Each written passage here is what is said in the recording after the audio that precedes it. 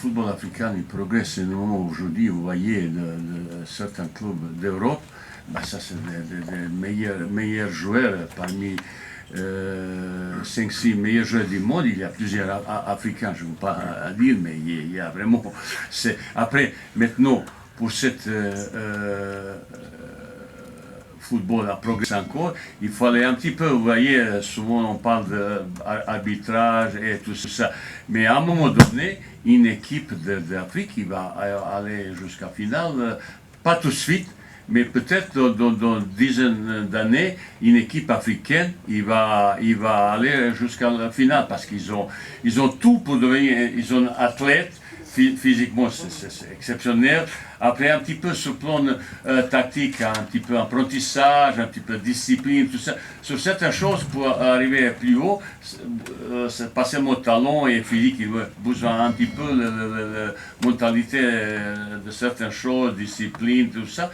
Et ben, pour moi, ce football africain, c'est véritablement qui va progresser encore. Et je pense aussi aujourd'hui, le FIFA, il va un petit peu réfléchir, est-ce que seulement 5 équipes africaines méritent jouer Maintenant, c'est 10, à partir de 2026. Oui,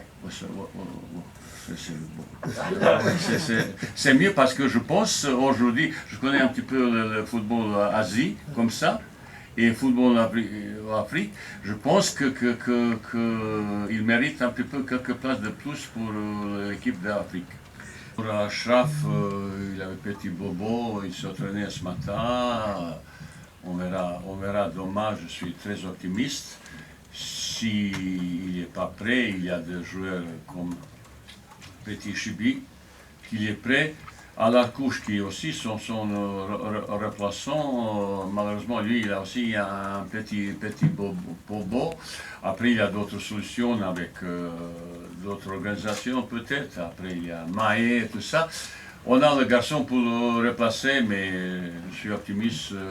Vous allez voir demain.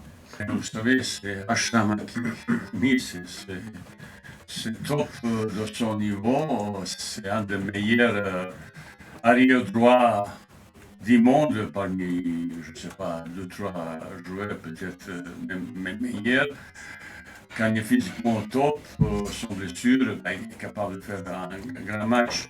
Après, surtout l'application sur le côté offensif, parce qu'un joueur qui peut apporter beaucoup sur le plan offensif.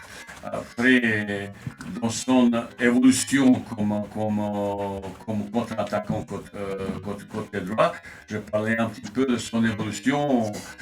Souvent, on a catalogué qu'il peut jouer que extérieur. Maintenant, je demandais aussi qu'il entre un petit peu à l'intérieur. La dernière fois, il a fait ça, il a préparé une super occasion pour Youb. Bah, c'est un garçon jeune qui adore son équipe, adore son pays. Il est très appliqué dans cette démarche. Il veut faire quelque chose à l'équipe de Maroc.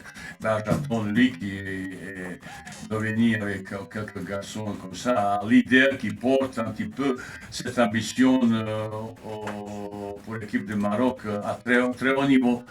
On a tous les Marocains attendent de lui ça. Ils sont très exigeants, moi aussi, et j'espère qu'il va encore apporter beaucoup de choses de bien comme dernier deux matchs surtout. Pour ce qui est de ma part, je me sens très bien.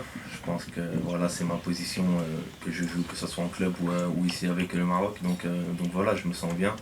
J'ai des coéquipiers à côté de moi qui me complètent, avec qui je peux jouer. Donc voilà, pour moi, je suis totalement bien dans ce milieu de terrain. Après, pour ce qui est du jeu à 3 ou à 4, moi, peu importe, je sais jouer, que ce soit à 3 ou à 4, je sais dépanner là où le coach il me met. Donc voilà, pour ma part, peu importe que ce soit à 3 ou à 4, je me sens bien dans les deux dispositifs, on va dire. J'avais plus ça depuis un certain moment dans ma carrière. Et c'est pour ça aussi que voilà, le groupe du Maroc est bien pour le moment. On est bon sur le terrain, mais aussi en dehors, on rigole bien. Et comme vous pouvez le voir, je suis quelqu'un de souriant à chaque fois, mais j'ai mon compère Naïf Ayerd qui est toujours avec moi, avec qui voilà, c'est mon frère dans cette compétition. Et voilà, tout simplement, on s'entend bien tous ensemble. Il n'y a aucun clan dans le groupe, que ce soit les joueurs locaux comme les joueurs qui jouent en Europe, tout le monde est mélangé. Et c'est ça qui fait la force de cette équipe. On a vu une équipe du Malawi qui était une équipe qui est collectif très bon. Je pense que c'est sur ça que sur les derniers matchs qu'ils ont joués, ils ont été performants parce qu'ils ont joué ensemble. Et en Afrique, on sait que quand tu joues ensemble, malgré que tu es une petite équipe, tu peux égaler à des grands. Et c'est ce que cette équipe de Malawi a fait. Donc on les respecte totalement sur ça. C'est pour ça qu'on ne va pas les prendre à la légère. Et ils ont quelques individualités aussi qu'on a découvertes, qu'on ne connaissait pas. Et on devra faire attention de notre part. Mais voilà, je pense qu'avec les joueurs qu'on a, on pourra gérer ça. C'est confiant, mais voilà, comme le coach a dit, il n'y a pas de match facile en Afrique.